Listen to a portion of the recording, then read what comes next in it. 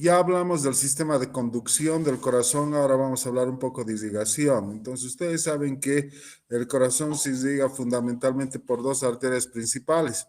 La arteria coronaria izquierda, que es esta, y la arteria coronaria derecha. La arteria coronaria izquierda tiene dos divisiones importantes. La arteria circunfleja, también da la marginal, y la arteria descendente anterior. Otras ramitas más que por ahí no es tan importante que conozcan. Y la arteria coronaria derecha que da una rama al nódulo auriculoventricular. Es por eso cuando a veces hay infarto por una obstrucción de la arteria coronaria derecha, se asocia a trastornos de conducción. Y son diversos factores de riesgo cardiovascular las que van a ir tapando esas arterias. Ustedes ya conocen la hipertensión arterial, la diabetes, la dislipidemia, el tabaco. Y cuando una de estas arterias se tapa, produce alteraciones características electrocardiográficas, ¿no? Que están destacando las alteraciones a nivel del tejido lesionado. Este es el potencial de acción de un tejido normal. En un tejido isquémico ustedes van viendo que la amplitud del potencial de acción va disminuyendo y se va ensanchando. Y en un tejido muerto, básicamente la amplitud se pierde. En el tejido isquémico, lo primero que aparecen son alteraciones del onda T, cuando hay lesión o injuria, alteraciones del segmento ST, y cuando hay necrosis, la onda Q. Nuevamente, acá estamos viendo el corazón, ¿no? Vamos a suponer que existe a nivel del ventrículo izquierdo un infarto con elevación del segmento ST en curso. Las alteraciones de la onda T se van a manifestar por isquemia, es decir, alteraciones de la onda T. Posteriormente, se va a presentar injuria y lesión con elevación del segmento ST, a eso le llamamos un síndrome coronario agudo con elevación del segmento ST, y la zona de necrosis o la zona muerta, que se caracteriza por la presencia de ondas Q.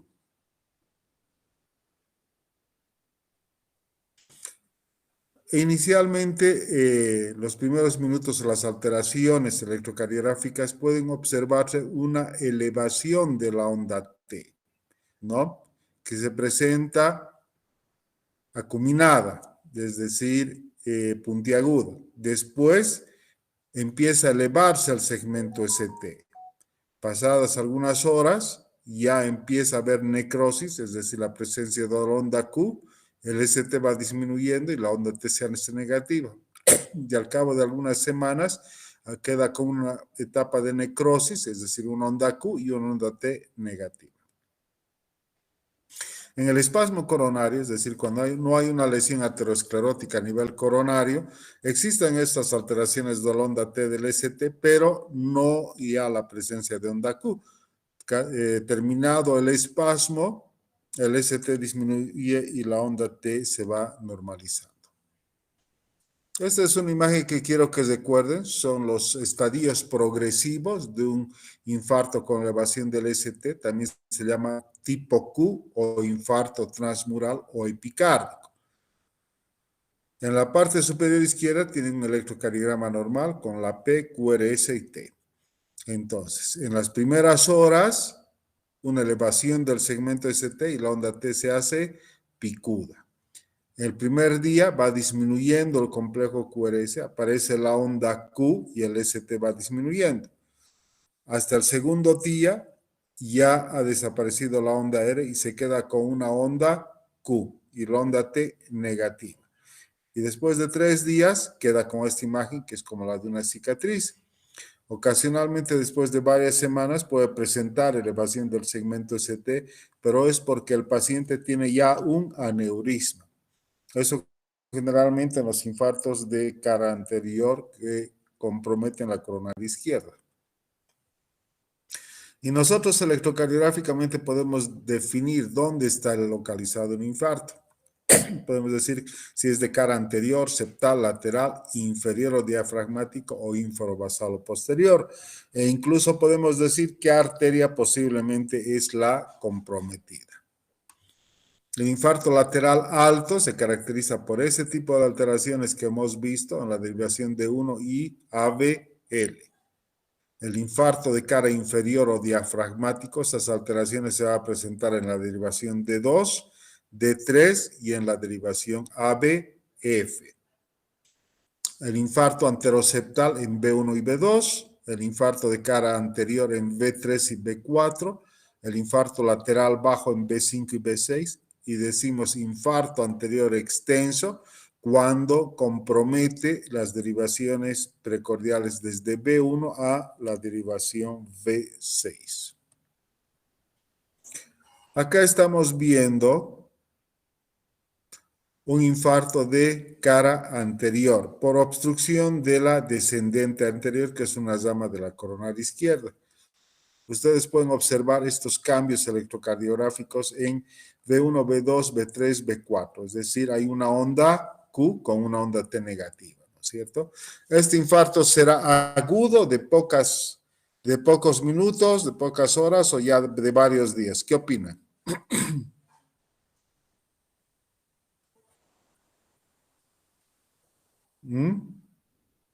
¿Qué opinan? Hace unos minutos les mostré la evolución, ¿no es cierto?, con las horas y los días. Entonces, cuando ya tenemos onda Q y ya no hay onda R, por lo menos ya han pasado 2, 3 días y es un infarto evolucionado. Entonces, es importante hacer el tratamiento en los primeros minutos u horas de un infarto para proceder a la revascularización, ya sea por medio de medicamentos o por medio de una angioplastía, para salvar todo este territorio que está amenazado. Acá, ¿dónde creen que está localizado el infarto? Y está subrayado con rojito, miren.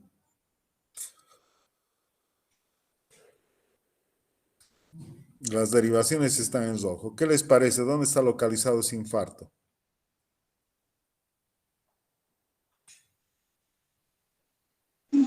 D2, D3, ABF. En D2, D3 y ABF. Entonces eso es infarto de cara inferior y compromete un poco B5 y B6, entonces la cara lateral, inferolateral. En el infarto de cara posterior vamos a tener como una imagen en espejo que se va a caracterizar por la presencia de estas ondas R altas elevadas en V1. Acá estamos viendo sobre todo estos cambios en B5 y B6. La arteria comprometida es la circunfleja, ¿no es cierto?, con la presencia de onda Q y onda T negativa.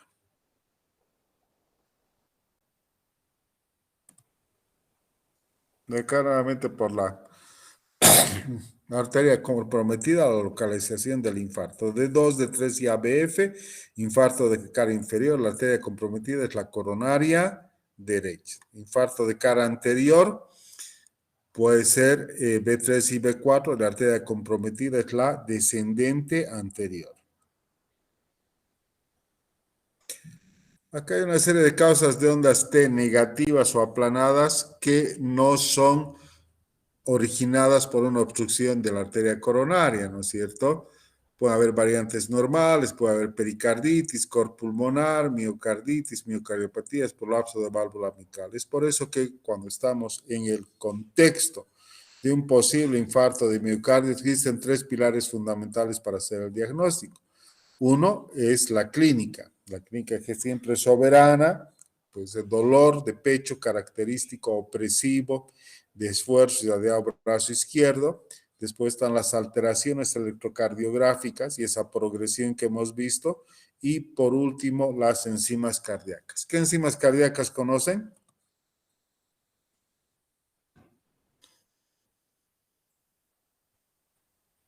¿Qué enzimas cardíacas conocen para el infarto de miocardio? ¿Qué Doctor, enzimas se ¿podría piden? ser la troponina? Troponina, CPK y CPKMB. Ahora, en este electrocardiograma que les estoy mostrando, ¿dónde está localizado el infarto?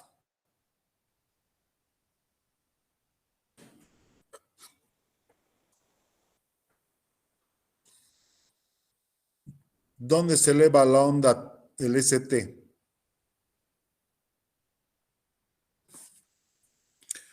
Acá estamos viendo, ¿no? En la derivación D2, en la derivación ABF y en D3. Entonces, un infarto de cara inferior. Y como está elevado, es un infarto de pocas horas de evolución. Y en un 25-30% de los casos, el infarto de cara inferior se acompaña de infarto de ventrículo derecho. Es por eso que hay que realizar precordiales derechas. Y acá, ¿qué les parece de B1 a B6? ¿Qué alteraciones hay? ¿Mm? ¿Cómo es la T?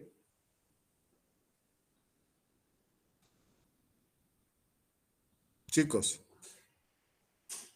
una onda T negativa. Entonces, cuando hablamos de onda T negativa, siempre hablamos de isquemia, porque acá tiene R todavía. Entonces, podemos decir isquemia anterior extensa. Y si tuviera las enzimas elevadas, podemos decir que se trata de un infarto subendocárdico, es decir, no compromete toda la pared del ventrículo izquierdo. Eso pasamos. ¿Y acá qué les parece? Ustedes pueden ver una elevación del segmento ST.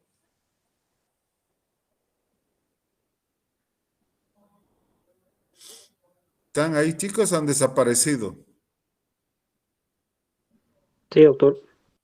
¿Dónde ven una elevación del segmento ST? Acá, ¿verdad? En B2, B3, B4, B5, B6. Entonces, este es un infarto de cara anterior de pocas horas de evolución. Bueno, eso vamos a pasar y vamos a ver otro tema que es el de las arritmias ventriculares, ¿ya?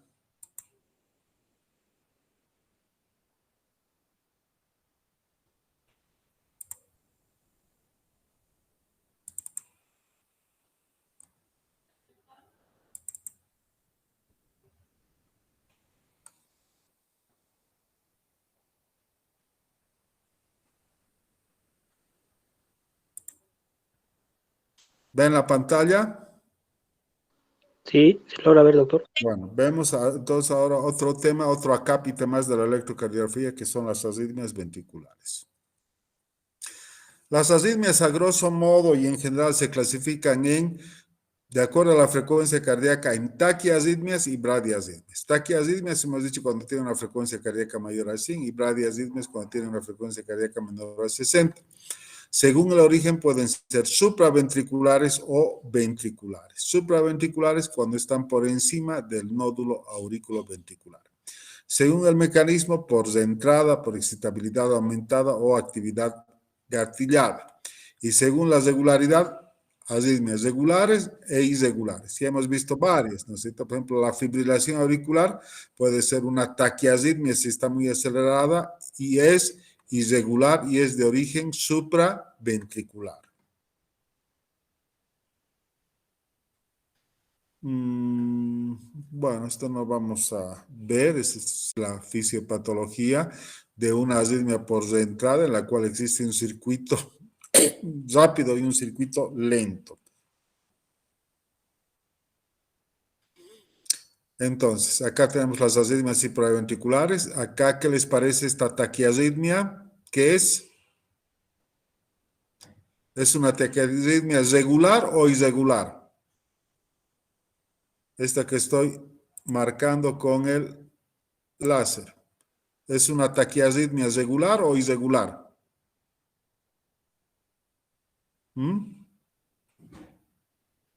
Regular y de complejo QRS angosto. Entonces podemos decir que es una taquicardia supraventricular. Cuando es de origen ventricular, el complejo QRS es ancho, acá como en este caso, y es regular, pero no es tan rápida como antes, y esta es una taquicardia ventricular.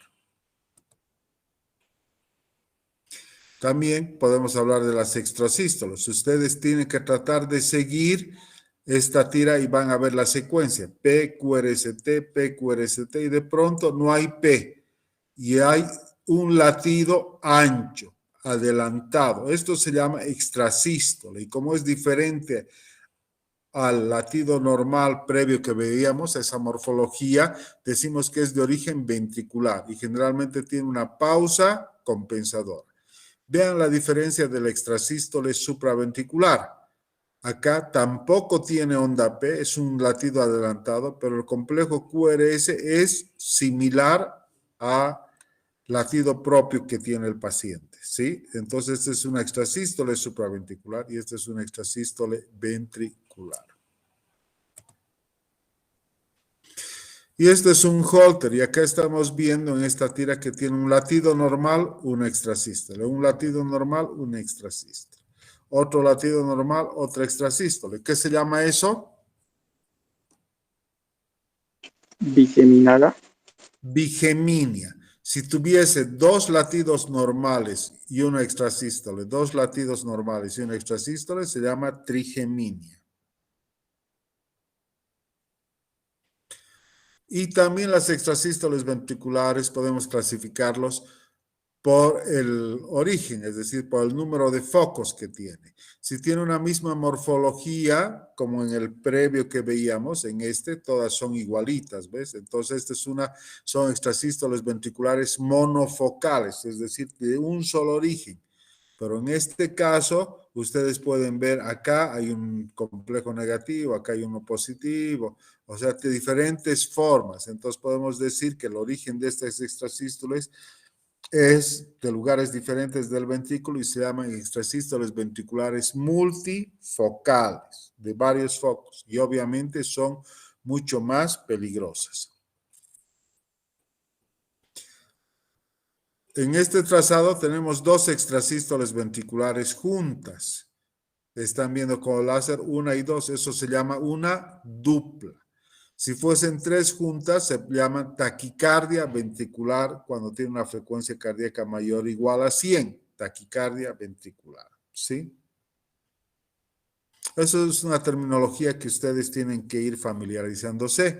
Acá estamos viendo en la imagen superior que seguramente el paciente tuvo un infarto y está apareciendo un foco ectópico automático de origen ventricular y está generando esta arritmia, una taquicardia regular con complejo QRS ancho con una frecuencia cardíaca de 140 latidos por minuto y esto se llama taquicardia ventricular. Y como la morfología de esta onda es similar a todas, hablamos de taquicardia ventricular monofocal, es de un solo foco. Acá tenemos tres juntas, entonces eso se llama una tripleta o un episodio de taquicardia ventricular. Este es un Holter de un paciente donde a la derecha pueden ver que él tenía un ritmo sinusal normal con una frecuencia cardíaca aceptable, pero de pronto empieza a hacer estos latidos rápidos, estos episodios de taquicardia. Entonces hablamos de taquicardia ventricular. Y si dura más de 30 segundos, hablamos de taquicardia ventricular sostenida. Si dura menos de 30 segundos, hablamos de taquicardia ventricular no sostenida. Y acá tenemos una taquicardia ventricular monofocal. Obviamente, el riesgo es de que pueda transformarse en una fibrilación ventricular y pueda generar en el paciente una muerte súbita. Acá tenemos otra taquicardia ventricular monomorfa, si quieren, o monofocal. Y las taquicardias ventriculares tienen diversas características. Como hemos visto en las hipertrofias y en los bloqueos, la taquicardia ventricular se define entonces con 3 latidos de origen ventricular con una frecuencia cardíaca mayor a 100 y en la que se puede observar. Muchas veces no se ve la onda P, pero ocasionalmente sí puede verse, pero puede caer en diversos lugares del trazado. Entonces existe una disociación auriculoventricular. Las ondas P van en forma independiente del complejo QRS, pero eventualmente una onda P puede capturar el ventrículo y eso se llama capturas. O podemos tener latidos que están morfológicamente entre un latido normal y un latido ventricular ectópico, se llama fusiones. Entonces, todas esas son características de la taquicardia ventricular. Acá estamos viendo una taquicardia ventricular polimorfa. Vean, las diferentes ondas son completamente diferentes. Incluso tiene una forma helicoidal. Y esa es una arritmia que se llama torsades de points o torcida de la punta. Y también es muy peligrosa y suele observarse en los pacientes que tienen QT largo o QT prolongado. En este trazado estamos viendo taquicardias ventriculares no sostenidas, ¿verdad? Ven unos cuantos latidos y de pronto empieza el episodio de taquicardia, sale en forma espontánea, en forma automática y luego se reinicia. Y de estas tenemos varias, entonces se llama taquicardia ventricular no sostenida. En este caso, como hemos indicado, cuando dura más de 30 segundos, como en este caso, que este diagnóstico sí lo vamos a hacer por Holter, se llama taquicardia ventricular sostenida, ¿sí? Y el origen de estas taquicardias pueden ser diversos, puede ser miocarditis, cardiopatía isquémica, enfermedad de Chagas, algunas valvulopatías, alteraciones electrolíticas, nos pueden generar arritmias ventriculares y por ende taquicardia ventricular. El diagnóstico diferencial hay que hacerlo, por ejemplo, con un bloqueo de llama izquierda. A veces cuesta hacer el diagnóstico diferencial, ¿no? Entonces, sí existen unos criterios de Brugada que si quieren pueden revisarlos. No quiero profundizar mucho sobre el tema, pero generalmente en las taquicardias ventriculares, por ejemplo, de V1 a V6, los complejos, todos estos pueden ser negativos o todos pueden ser positivos. Eso se llama concordancia.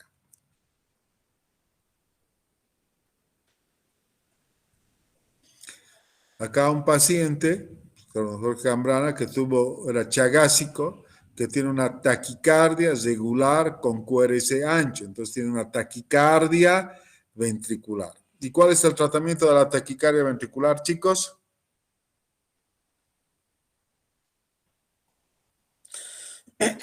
¿Qué hacen si un paciente llega así?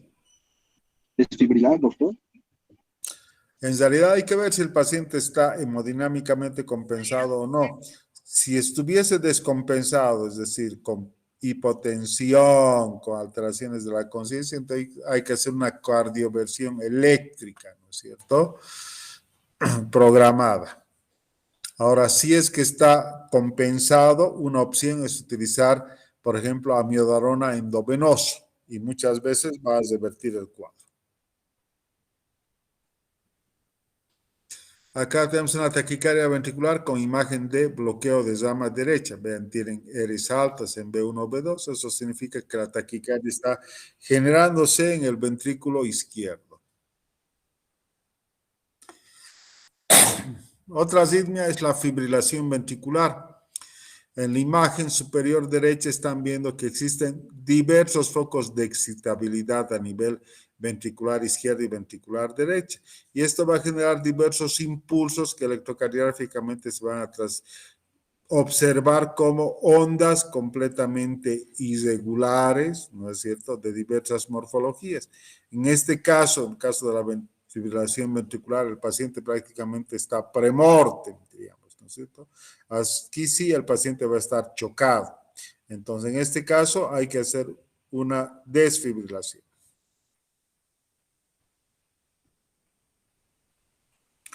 Es lo que habíamos hablado hace unos minutos de la torcida de la punta, ¿no?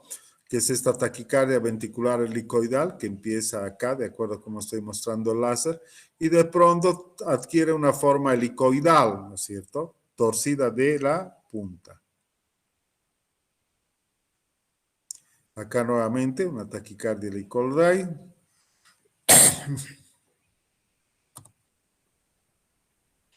Y el tratamiento. En este caso hemos hablado de las taquiarritmias. No hay que diferenciar si es una taquicardia ventricular o una taquicardia supraventricular. Hay que ver si la taquicardia ventricular es sin pulsos, es decir, si está descompensado hay que hacer la desfibrilación. Si es una taquicardia ventricular sostenida, hay que corregir las alteraciones iónicas, hipoxia, y pues, se puede hacer una cardioversión eléctrica. Si es refractaria, recurrente, isquemia miocárdica, se puede dar, por ejemplo, amiodarona o beta bloqueantes. En la taquicardia supraventricular con compromiso hemodinámico, la cardioversión eléctrica. Y sin compromiso hemodinámica, por ejemplo, la miodarona, ¿no es cierto? O habíamos mencionado de la adenosina. Y en las bradiarritmias o frecuencias cardíacas bajas, siempre hay que considerar la posibilidad de implante de un marcapaso.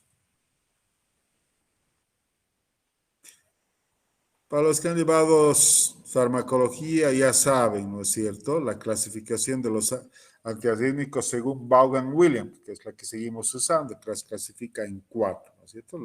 La 3 es la que generalmente usamos para las taquicardias ventriculares, es decir, la miodarona, el sotalol, el bretilio. Pero acá en nuestro medio lo que más tenemos es la amiodarona.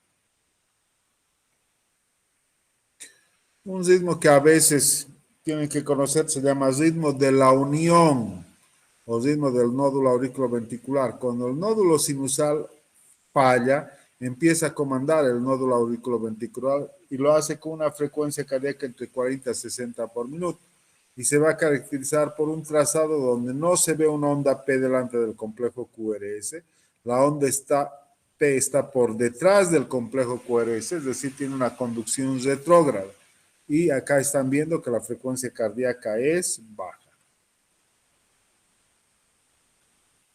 Cuando tenemos un marcapaso, en este caso un marcapaso que esté estimulando el ventrículo izquierdo, vamos a tener una espiga antes del complejo QRS. Y generalmente son latidos regulares con una frecuencia cardíaca de 60 por minuto. Bueno, eso es todo de arritmias ventriculares y disquemia, lesión o infarto. ¿Alguna pregunta hasta acá? Bueno, comentarles que mañana vamos a tener nuestra última clase de electro. Vamos a hablar de algunas misceláneas, para los que quieran revisar, de hipopotasemia, hipopotasemia, pericarditis, este tipo de alteraciones que son un poquito más raras. Y también mañana vamos a ver exámenes complementarios que son de utilidad en cardiología. Vamos a empezar desde la radiografía, el ecocardiograma, tomografías y otros exámenes.